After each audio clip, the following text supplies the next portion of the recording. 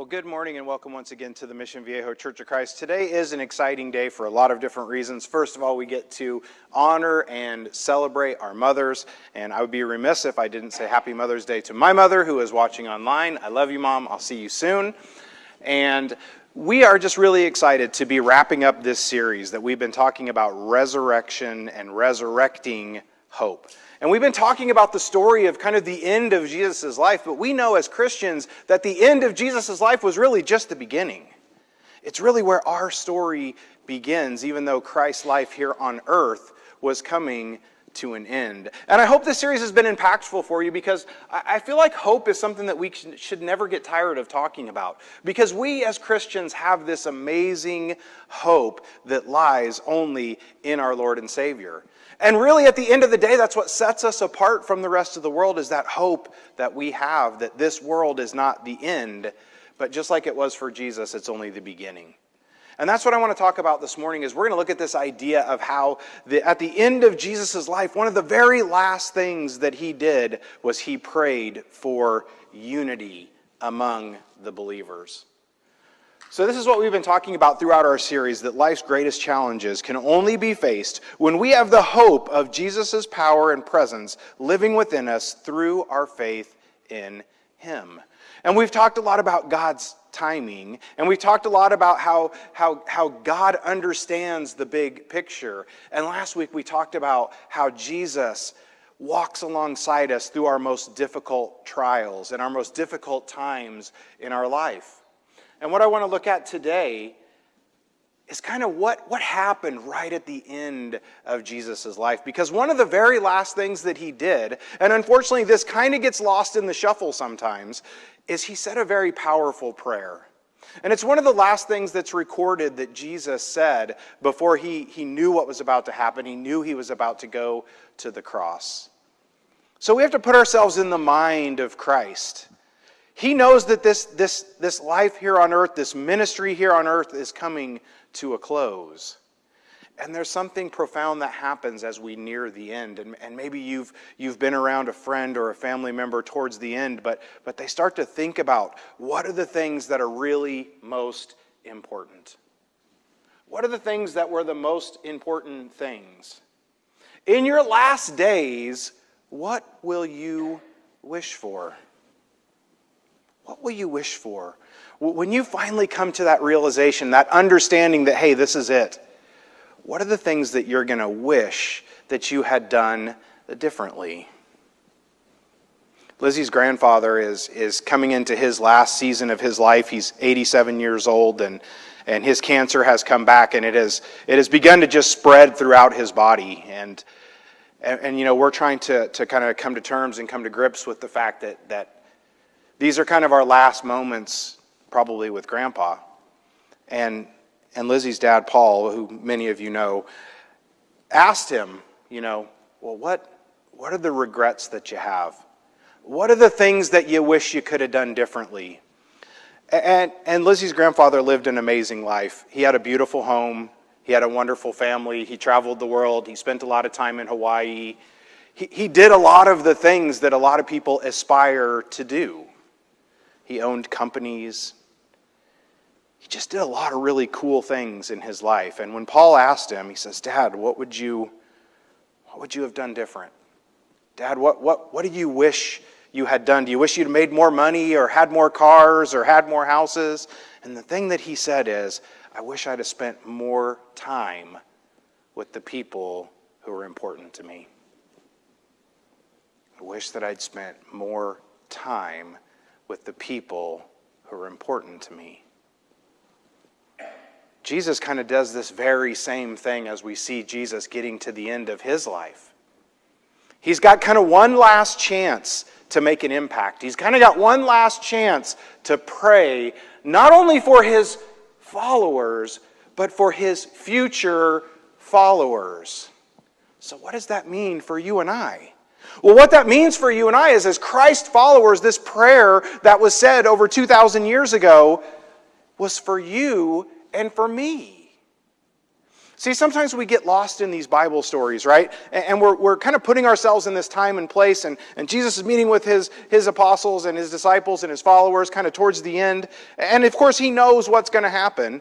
And we get kind of wrapped up in the scene, right? So you got to remember, this is after, Jesus' Last Supper. This is after Jesus had washed his disciples' feet, because remember, that was his kind of last act of service. And now he's going to kind of leave them with some profound wisdom. And he's going to do this by the ways of a very, very powerful prayer that is just as applicable for you and I today as it was on this night before Jesus went to the cross. I'm going to ask you to turn in your Bibles to John chapter 17, because I want you to read this along with me. I want you to hear it, but I also want you to see the words. I want you to feel the words. And I want you to put yourself in this place. Jesus is praying with and for his people, his tribe, if you will. These are the people that have walked alongside of him throughout his ministry. These are the people who had watched him do miracles. These are the people that he ate with. These are the people that he stayed with. These are the people that he walked with. These are the people that he called from their daily lives to be an apostle and to do the work of God. And this is his last prayer. It says, "My prayer is not for them alone. I pray also for those who will believe in me through their message." See, what Christ is doing here is he's praying for the ministry that he's already done, but he's also praying for the future. He's praying for the future believers. It says that all of them may be one. And here's our idea of unity. That all of them, it doesn't say some of them, it says all of them may be one, Father, just as you are in me and I am in you. So Christ is drawing this example of how him and the Father are one this is his vision for the believers. If you ever want to know what the vision for the church is, it's right here. It's that we would be one. And we're going to unpack that a little bit more as we go along. As we continue reading, it says, "May they also be in us, so that the world may believe that you have sent me." Now John's letter, when you do a little digging into the book of John, and you look at the reason that John wrote this book, because remember, the four Gospels are all framed a little bit differently based on the writer. And even though the overarching story is the same, and of course the gospel doesn't change, but the reason that John wrote his book is he's trying to prove that Jesus is who he says he is. And he says right here, he says that the world may believe that you have sent me. Jesus is reminding them of the importance of the witness and the message of Jesus Christ. It says, "I've given them the glory that you gave me, that they may be one as we are one." So there we've said it twice now, right? 2 times now we've said, hey, I want you to be one. This is the last prayer that Jesus is giving them, and the focus is on unity. He could have said anything he wanted in this prayer, but he chose to focus on the unity of the believers. It says, "I and them, and you and me, so that they may be brought to complete unity." There we have it again. "Then the world will know that you sent me and have loved them even as you have loved me." Unity. We've already heard it 3 times. Unity. What do I always say? If it says it 3 times, it's going to be on the test, right? This is important for us to understand this idea of unity, because see, he's saying that when you are unified, when the body of Christ comes together, wherever we may be, and when we're truly unified, we're reinforcing our belief that Jesus is the Son of the living God. And that's what he's saying in this prayer. He's saying that when you're unified, when you come together, then you're portraying Christ in the light that he should be portrayed in.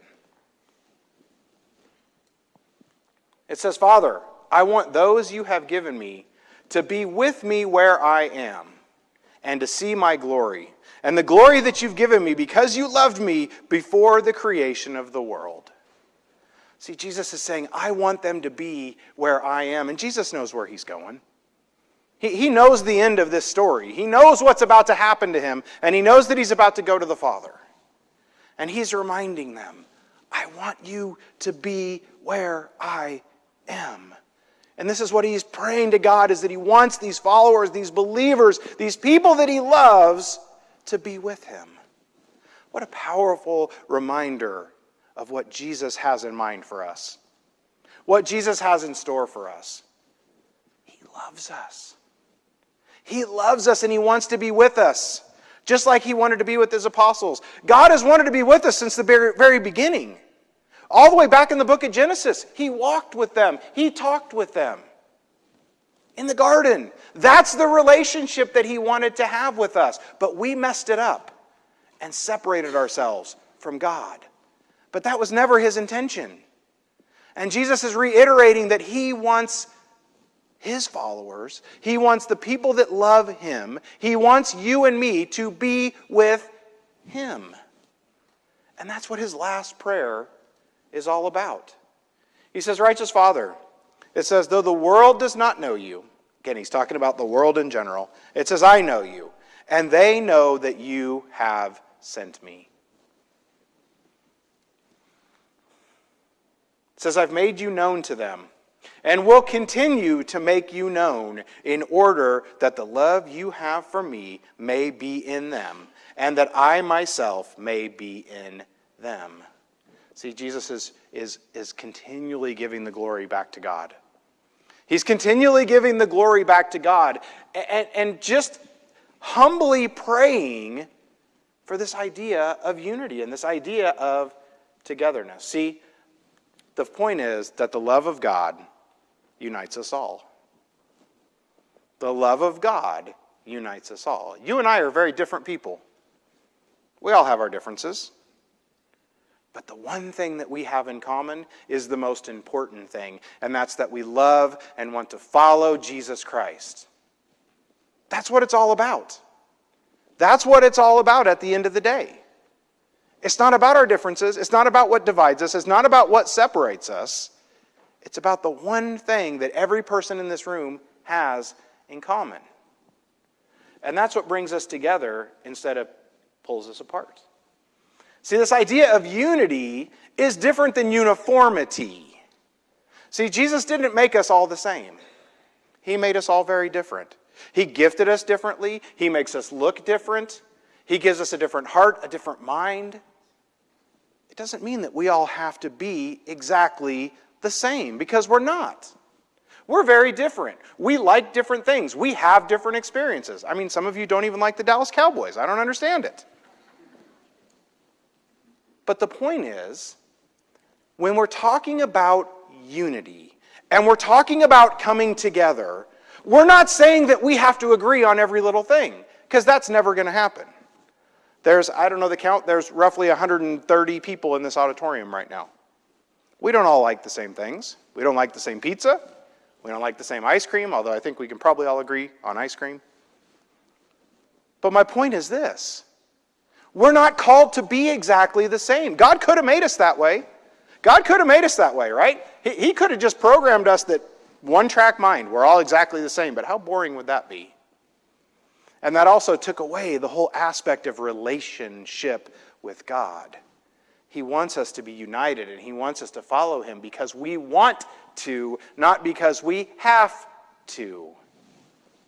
See, we're not called to be the same, but we're called to be like-minded, right? Because the one thing that brings us together is Jesus. You know, we always find things that we can rally around, right? Maybe it's a sports team, you know, when you go to a game, you see all the fans wearing the same color shirt, cheering for the same team. Those people come from very different backgrounds. They come from very different places. They're of all races and genders and ages, but they all come together over the common bond. Why don't we do the same thing over Jesus? He is our common bond. And that puts everything else to the side. The love that he had for us, that he sent his only son to die for you and me, is what gives us this hope that we have. And see, we got to come together based on that hope. I want to share a quote with you. It says, "Has it ever occurred to you that 100 pianos, all tuned to the same fork, are automatically tuned to each other? It says they are of one accord by being tuned, not to each other, but to another standard to which each one must individually bow." It says, so 100 worshipers meeting together, each one looking away to Christ, are in heart nearer to each other than you could possibly be were they to become unity conscious and turn their eyes away from God to strive for closer fellowship. So see, this is exactly what we're talking about. We can be 100 different pianos, but if we're all tuned to the same tuning fork, then we're all in tune. If we're all tuned to Jesus instead of our own selfish motives, then guess what? We're all going to be together. And we're all going to be harmonious, for the most part. See, it's this idea of a piano. And I think this is such a perfect metaphor, because for those of you who are more familiar with pianos than me, don't persecute me for this, but I think I have this straight. The white keys are tuned to one note, and the black keys are tuned to another note, but when played together, they make beautiful music. When played together, they make beautiful music. See, we're called to be a piano. We're called to make beautiful music together because we're all tuned to the same thing. And that same thing is Jesus Christ. See, we have to fight for unity. There are plenty of things out there that are ready, willing, and able to divide us. You need look no further than the pandemic. If you were in the adult Bible class this morning, Bruce did a great job of introducing this idea of division. Because the adult Bible class is going to be walking through, I don't know how many weeks, lesson series on this idea of division. So if you were there this morning, then you already kind of have a precursor to what we're talking about today. And he introduced this idea of division and the many different ways that we become divided, whether it's over political lines, socioeconomic lines, social media lines, pandemic. There are lots of different ways that we are divided. But the one thing that unites us, see, that's what we lose our focus on. Because, see, we're willing to plant our flag, we're willing to die on the hill for our political parties or for our personal agendas, but are we willing to fight just as hard to be united as we are to be divided? During this last election, I don't like to talk politics, but during this last election, I've never seen so much hate being thrown around between believers in two different political parties. I even heard people saying things like, well, if you are not a Republican, you can't be a Christian. And other people saying, well, if you don't vote Democratic, then you're not a Christian. And all of the hate. If you back this political party, you're a terrible person. If you back this political party, you're a terrible person. It's a no-win situation. But my point is this. We fight so hard for what divides us. Are we willing to fight just as hard for what unifies us?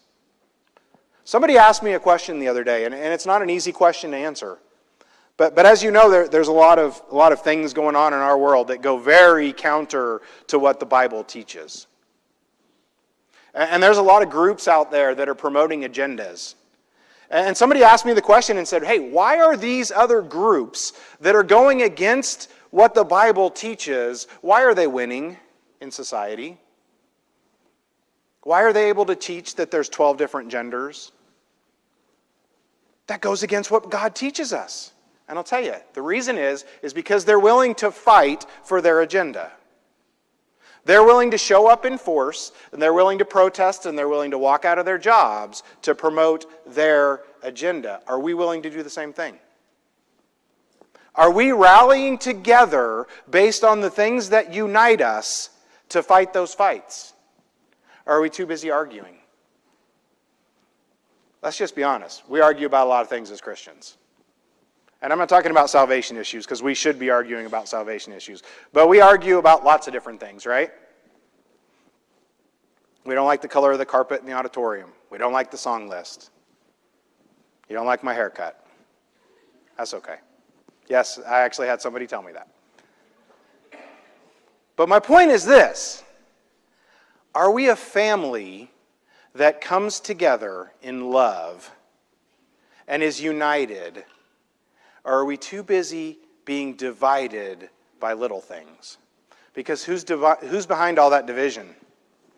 Satan, yes, thank you. That's exactly what he wants us to do as a church, is he wants us to be divided.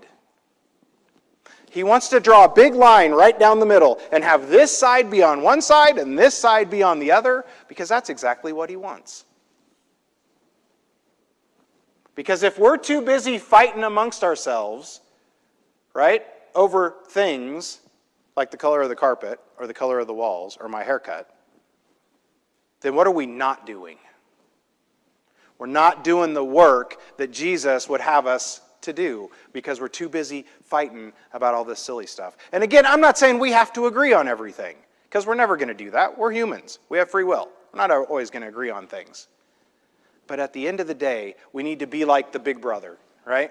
Any big brothers, big sisters in the audience today? Big brothers, big sisters? Right? You know how this works, right? It's okay for you to pick on little brother, little sister, right? But what happens if somebody else does? No. That's not how this works. And see, that's exactly what it needs to be like for us.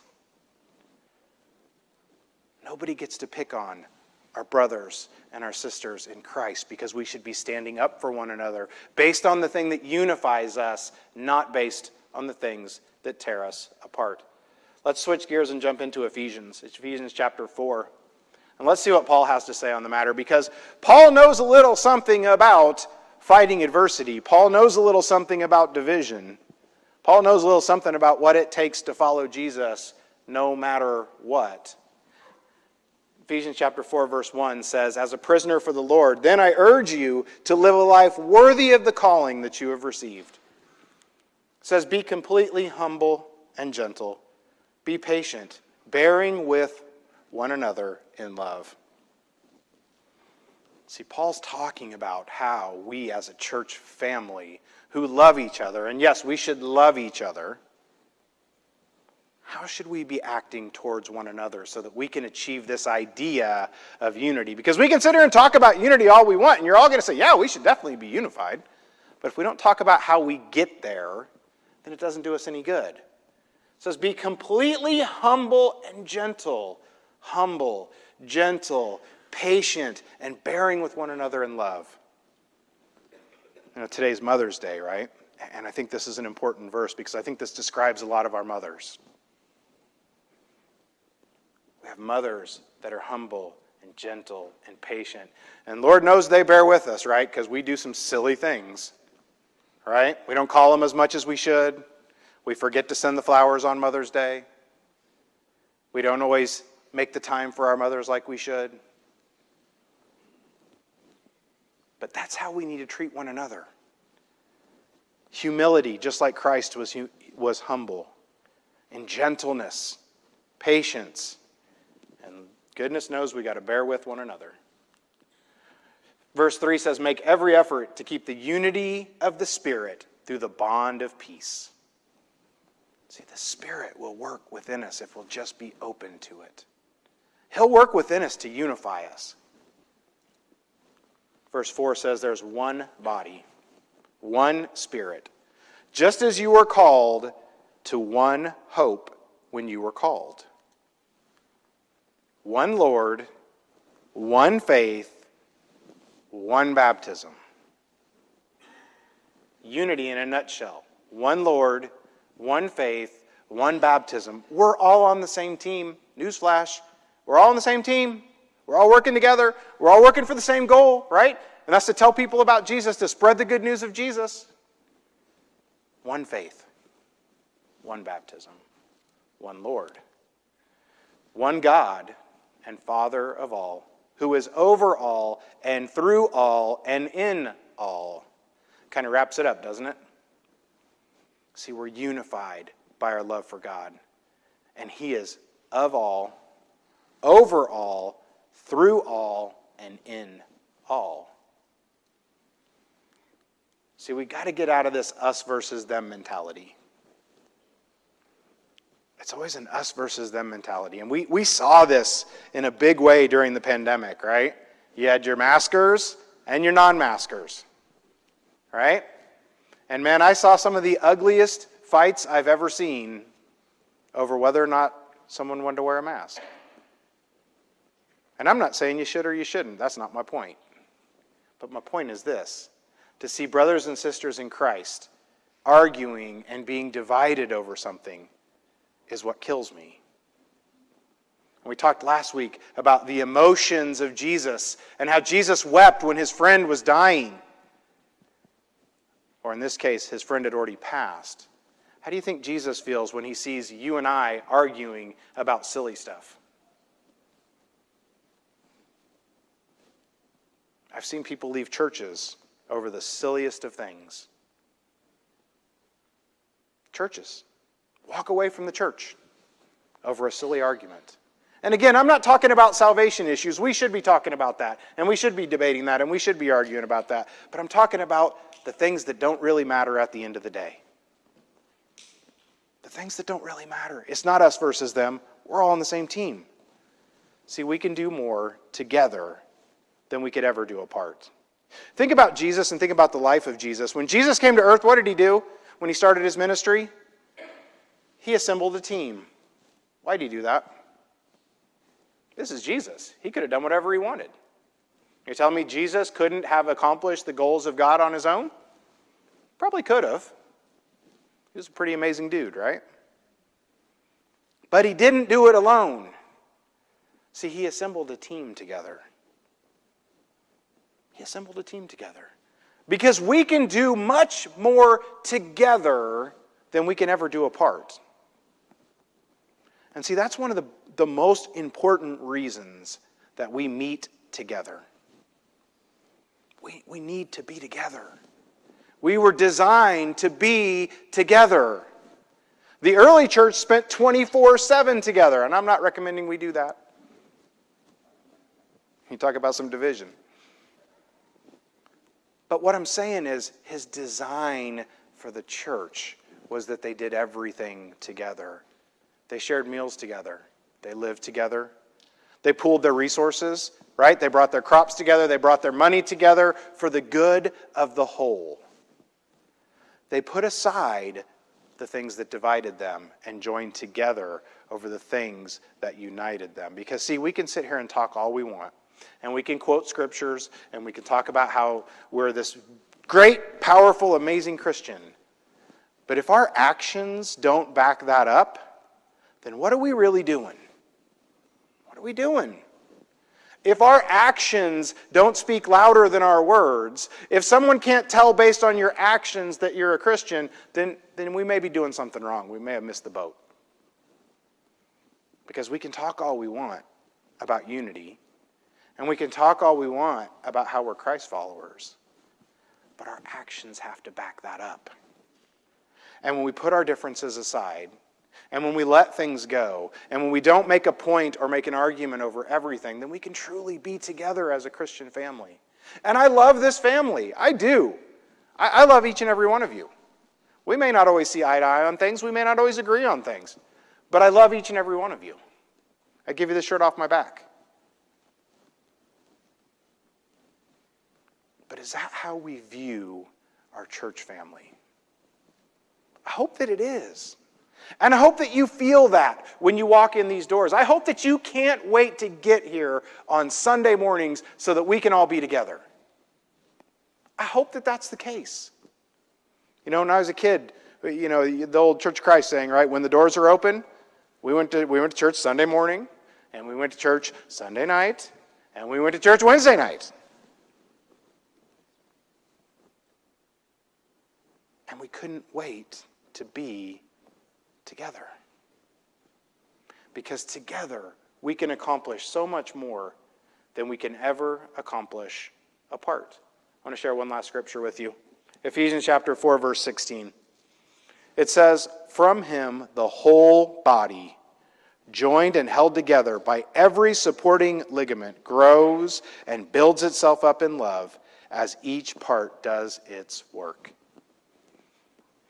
It's the metaphor of the human body and how the human body works together. We can do amazing things, church, if we'll just work together. If we'll just understand, if we'll just embrace the hope that we have in Jesus, we can do some amazing things. And that's what this whole point of this series is about, resurrection hope. The fact that Jesus was who he said he was, and that he went to the cross, that he died for you and me, and that he rose on the third day, is what gives you and me hope for the future. Because I don't know about you, but if this world was all we had to look forward to, that'd be pretty depressing.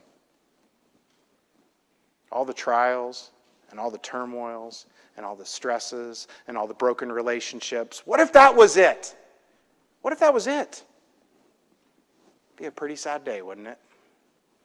We have hope.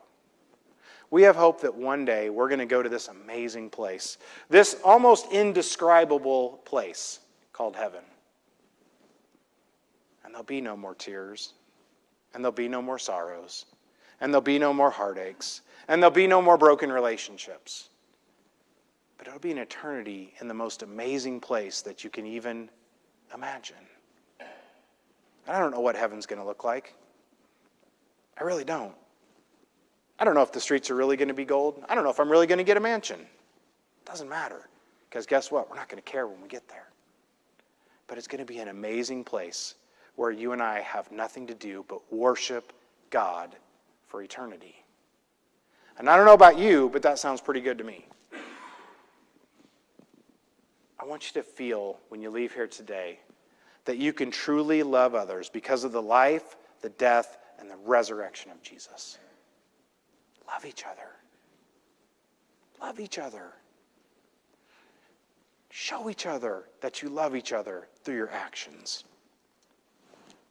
I want you to think about the fact that Jesus' love is for all people and is the unifying truth behind his sacrificial work on the cross. Remember that Jesus' love was for all people.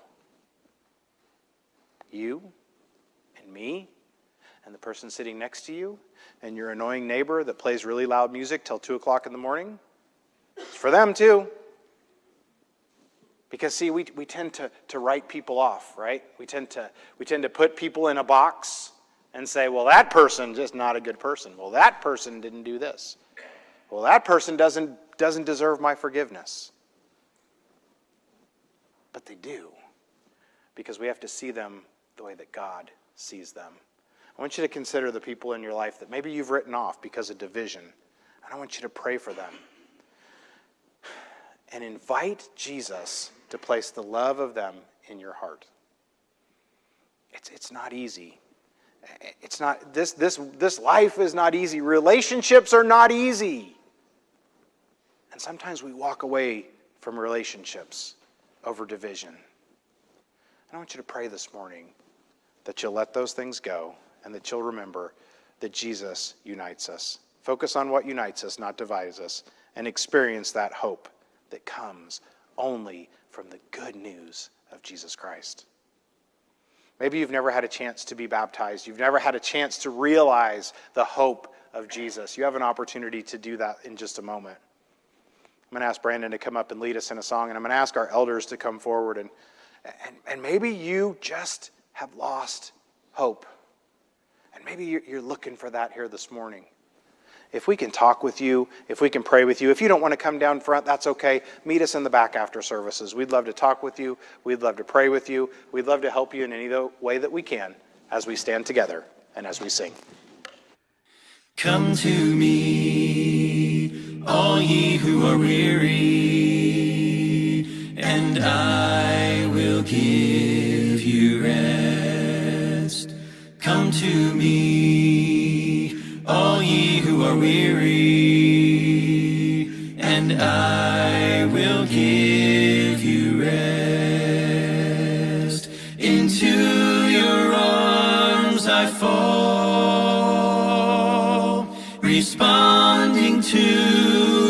call.